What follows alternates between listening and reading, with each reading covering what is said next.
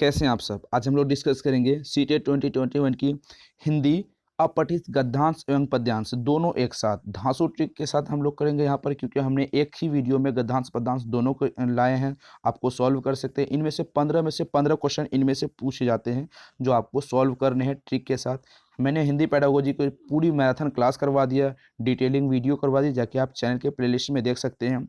CTET 2021 की Hindi pedagogy details वहाँ पे आपको मिल जाएगी चैनल के प्लेलिस्ट में।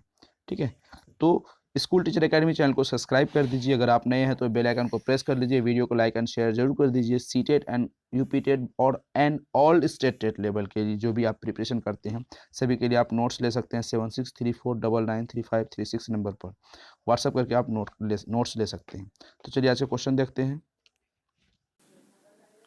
आज हम लोग गद्यांश सॉल्व करेंगे। चलिए देख लेते हैं गद्यांश कैसे करते हैं सॉल्व, टैग एंड ट्रिक के माध्यम से। तो यहाँ पर हम देखेंगे प्रश्न संख्या कितनी है, 121 से 128। निम्न गद्यांश को ध्यानपूर्वक पढ़कर नीचे दिए गए प्रश्नों का आंसर दें। तो आपको यहाँ पर 121 से 128 तक देना। तो इसको पढ़ने से पहले हम क्या करेंगे, सबसे पहले हम क्वेश्चन को सारे पढ़ लेंगे। सारे क्वेश्चन पढ़ने के बाद हमें समझ आ जाएंगी कि क्वेश्चन उस वहाँ पर क्या लिखा है गद्यांश में। ठीक है, उक्त गद्यांश में प्रजातंत्र का शुद्ध रूप है। प्रजातंत्र प्रजातंत्र प्रजातंत्र मतलब ये शुद्ध रूप देखा है, तो इसको देख लेंगे बाद में। उक्त गद्यांश में कार्य शब्द का तत्सम रूप क्या है, तो ये तत्सम तद्भव पूछा है, तो ये तो व्याकरण वाली बात हो गई। तो चलिए हम गद्यांश के बारे में देखते हैं। उक्त गद्यांश में मजबूत शब्द क्या है, मजबूत संज्ञा सर्वनाम विश्लेषण विशेष क्या है।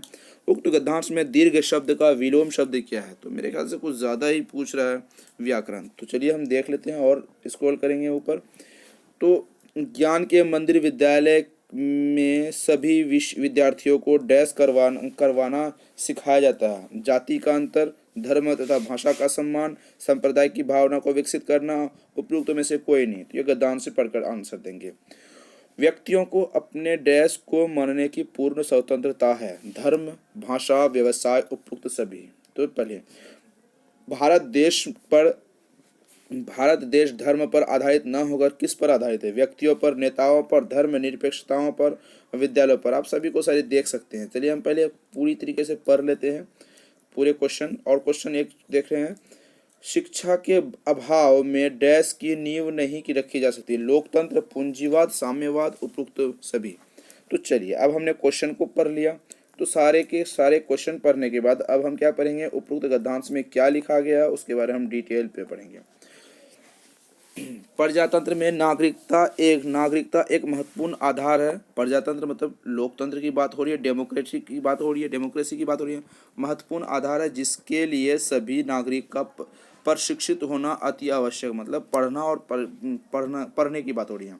प्रशिक्षित होने का अर्थ है व्यक्ति बौद्धिक, सामाजिक, नैतिक गुणों का विकास। तो हमने कहा बुद्धि का विकास, सामाजिक का विकास, नैतिक पर्सनैलिटी का विकास। स्वतंत्र दीर्घ लड़ाई के पश्चात भारत देश ने प्रजातंत्र को अपनाया। बहुत सारी लड़ाई के बाद देश ने प्रजातंत्र को अपनाया। पहले पता होगा अंग्रेजों का राज था हमारे देश में, 200 साल तक राज किया, तो हमारे बहुत सारे स्वतंत्रता सेनानी मिलकर भारत को आज़ाद कराया। तो इसकी आज़ादी का मान हमें रखनी चाहिए, याद रखिए ये बात को। अपनाया। एक देश का लोकतंत्र इस बात पर निर्भर करता है कि वहाँ के नागरिक कर्तव्य का अधिकार कितने जागरूक हैं, मतलब हमारे जो देश उस देश के व्यक्ति हैं, नागरिक है, वो कितने जागरूक है। इसलिए प्रजातंत्र के लिए सबसे अनिवार्य प्रथम सोपान शिक्षा है। बिना शिक्षा के लोकतंत्र की मजबूत नींव नहीं रखी जा सकती। जैसे हमारे द्वारा सरकार चुनेगी, प्रजातंत्र तो होगी, अगर उन्होंने कोई हमारे अलग से कोई हमारे ऐसी चीज़ जो कानून पास कर दिए हो जो हमारे लिए बेहतर नहीं है, तो हम पहले तो शिक्षित रहेंगे तभी तो सवाल कर सकते हैं।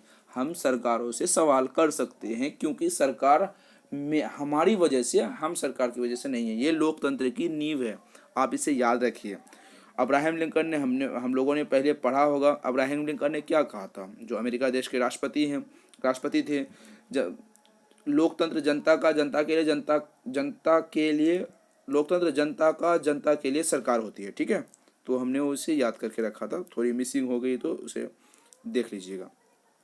शिक्षा वो उपकरण है जो न केवल लोगों के अधिकार तथा कर्तव्य के प्रति जागरूक उत्पन्न करती है, बल्कि वह एक सामाजिक शिक्षित समाज की नींव रखने की आधारशिला कार्य करती है।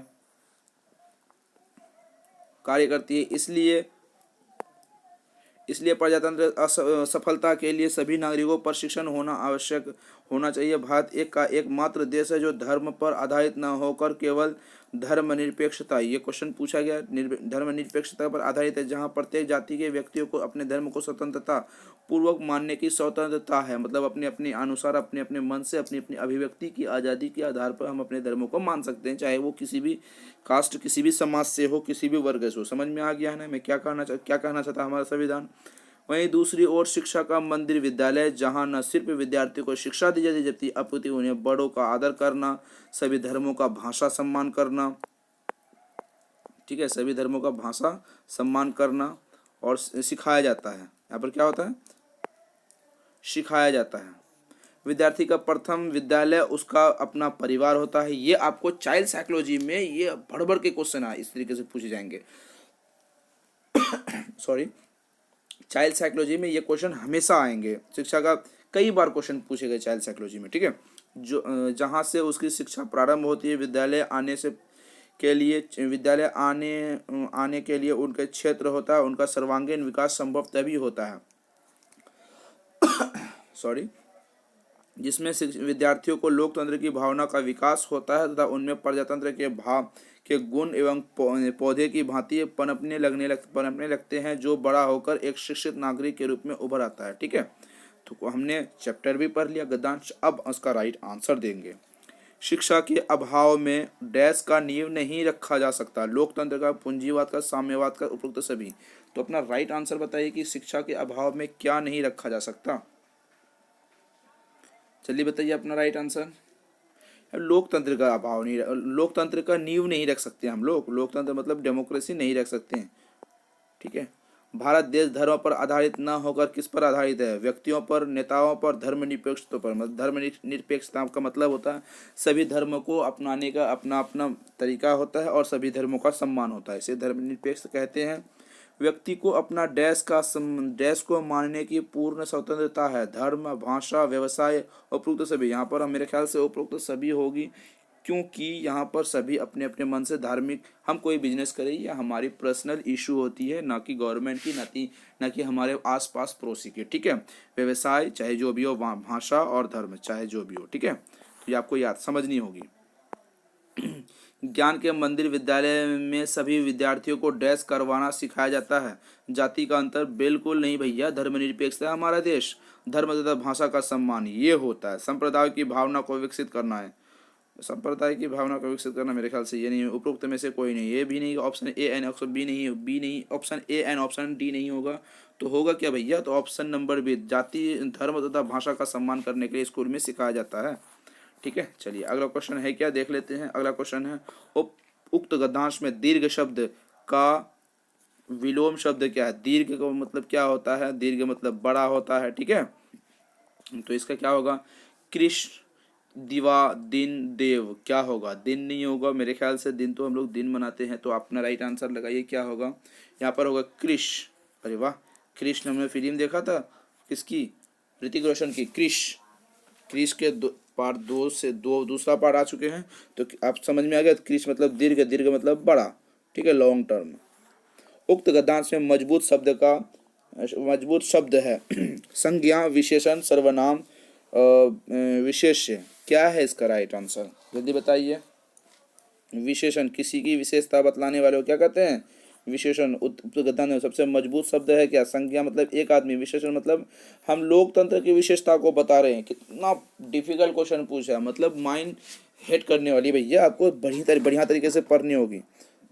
चलिए अगला क्वेश्चन देखते हैं। उक्त गद्यांश में कार्य शब्द का तद्भव, पहले क्वेश्चन तत्सम पूछा था, इस बार तद्भव पूछा, क्या होगा। तो 127 का राइट आंसर यदि बताइए, ऑप्शन नंबर आपके अनुसार क्या होगा, कर्म, काज, कुंज, कर्म। यहाँ पर होगा कर्म नहीं होगा, यहाँ पर काज होगा। ठीक है, तद्भव क्या होगा, काज। आपको व्याकरण पढ़नी होगी। उक्त गद्यांश में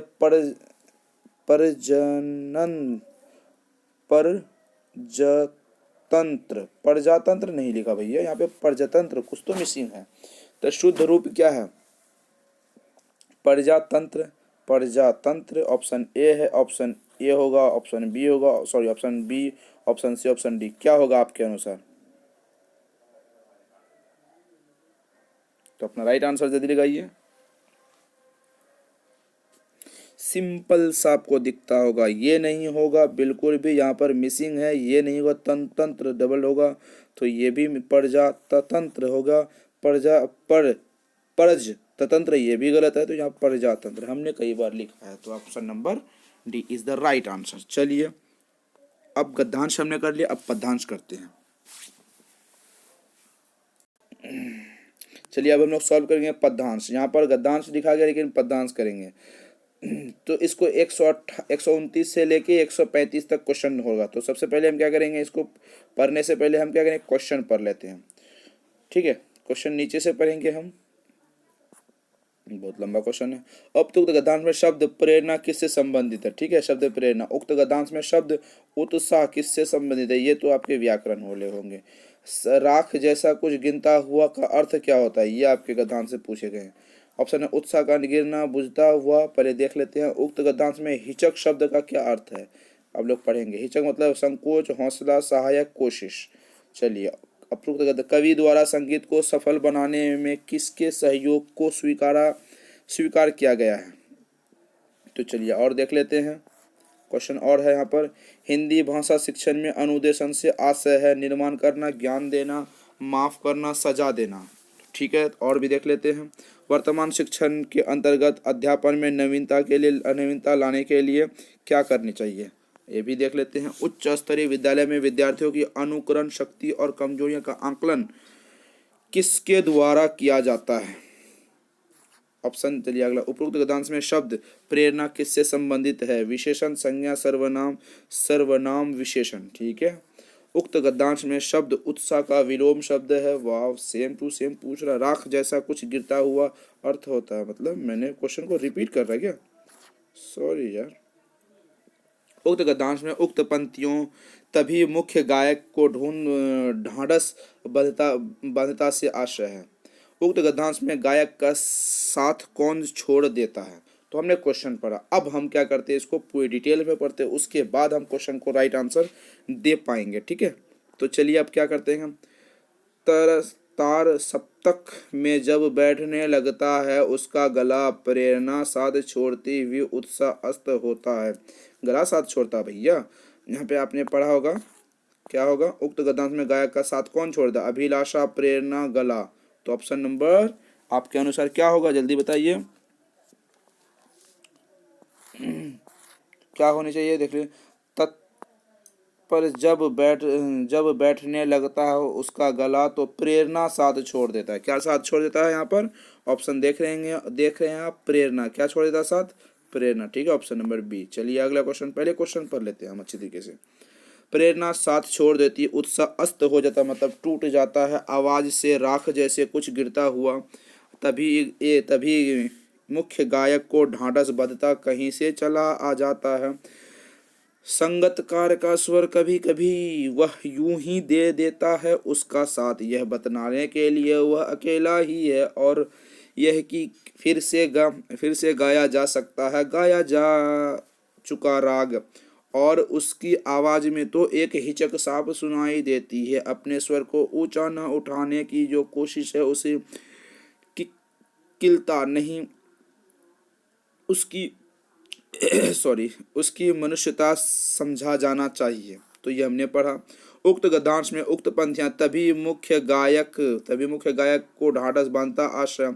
मुख्य गायक को डांटना, ऑप्शन बी ए है, ऑप्शन बी है मुख्य गायक को सांत्वना, ऑप्शन बी है मुख्य गायक को हिम्मत देना, ऑप्शन सी है मुख्य गायक को हिम्मत देना, ऑप्शन डी है मुख्य गायक को रोकना। तो आपका राइट आंसर होगा मेरे ख्याल से ऑप्शन नंबर सी। मैंने हिम्मत के बारे में पढ़ा था ऊपर, ऑप्शन नंबर क्या होगा, हिम्मत के बारे में। ठीक है, तो चलिए, कवि द्वारा संगीत को सफल बनाने में किसके सहयोग को स्वीकारा गया है? ठीक है, तो मुख्य गायक के, सहायक गायक के, ऑप्शन में स्वर की शक्ति के, लक्ष्यबद्धता के सहयोग से। तो आपने क्या पढ़ा? तो अपना राइट आंसर बताइए। सहायक गायक, जो सहायक होते हैं, अगर हमारी वैल्यू थोड़ी खराब भी हो जाती है तो सहायक गायक उसके बेस्ट कर देते हैं। ठीक है, उक्त गद्यांश में हिचक शब्द का अर्थ है, हिचक हमने अभी पढ़ा, संकोच करना, हौसला, सहायक, कोशिश। तो सीधा सीधा यहाँ पर हिचक मतलब होता है संकोच होती है तभी तो हिचक होती है। चलिए अगला क्वेश्चन देखते हैं। राख जैसा कुछ गिरता हुआ का अर्थ होता उत्साह का गिरना, बूझता हुआ स्वर, हतोत्साहित होना, अकेलापन महसूस करना। यहाँ पर अकेलापन महसूस करना नहीं है। राख जैसा गिरना मतलब टूट कर गिरने वाली, बुझता हुआ स्वर ये भी हो सकता है, उत्साह का गिरना ये भी हो सकता, हतोत्साहित होना, हतोत्साहित भी शायद, तो ये भी तो ठीक ही है। यहाँ पर क्या होता है, बुझता हुआ स्वर, स्वर उसका जो स्वर मतलब होती है उसकी जो आवाज़ होती है वो टूट रहा था। उपयुक्त गद्यांश में शब्द उत्साह का विलोम, मतलब विलोम मीन्स क्या होता है, जस्ट अपोजिट कर लो।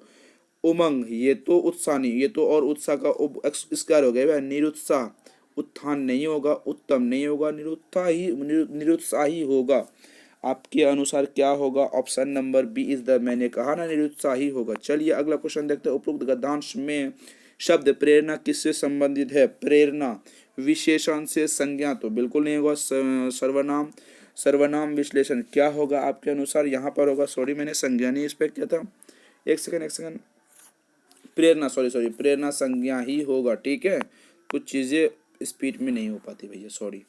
उच्च स्तरीय विद्यालय में विद्यार्थियों की अनुकरण शक्ति और कमजोरियां का आकलन किसके द्वारा किया जाता है? ऑप्शन नंबर ए सतत मूल्यांकन, ऑप्शन नंबर बी है श्रेष्ठ मूल्यांकन, ऑप्शन नंबर सी है सृजनात्मक लेखन, ऑप्शन नंबर बी है डी है मौन पठन। यहाँ पर क्या है, मूल्यांकन होने की विद्यालय में किसकी बात हो रही है? यहाँ पर अनुकरण करने का, कमजोरियों का पता कैसे लगता है? आप बताइए। सतत एवं व्यापक मूल्यांकन के लिए ना CCE continuous and comprehensive evolution मैंने आपको डिटेल में बताया है, आप जाके देख सकते हैं चैनल के प्लेलिस्ट में, लेक्चर वीडियो में। वर्तमान शिक्षण के अंतर्गत अध्यापन में नवीनता लाने के लिए क्या करेंगे आप? सहायक सामग्री प्रयोग शिक्षक के लिए अनिवार्य है, ऑप्शन बी है मातृभाषा का प्रयोग शिक्षक के लिए महत्वपूर्ण नहीं है, ये भी गलत है। हाँ, पाठ्य सामग्री का प्रयोग अति महत्वपूर्ण है, विद्यार्थियों को क्रीड़ा करना अति महत्वपूर्ण है। ऑप्शन नंबर जल्दी बताइए क्या होगा? ऑप्शन नंबर यहाँ पर है सहायक सामग्री का अनिवार्य होना चाहिए TLM का। ठीक है, अगला क्वेश्चन देखते हैं।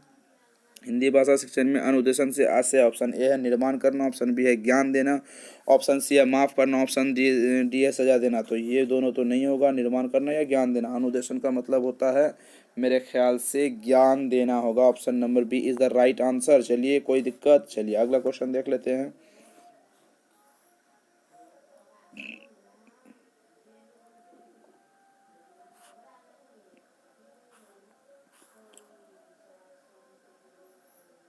सहायक गायक, हिचक, मेरे ख्याल से मैंने क्वेश्चन को डबल, उक्त गद्यांश उत्साह, तभी तो मुझे दिक्कत होती। प्रेरणा उक्त गद्यांश है प्रेरणा, अरे मैंने डबल कर लिया, प्रेरणा संज्ञा शब्द होते। ठीक है, तो क्वेश्चन आपको समझ आ गया होगा। तो चलिए फिर अगले टॉपिक पर हम चर्चा करेंगे, मिलते हैं फिर अगले वीडियो में। Thank you.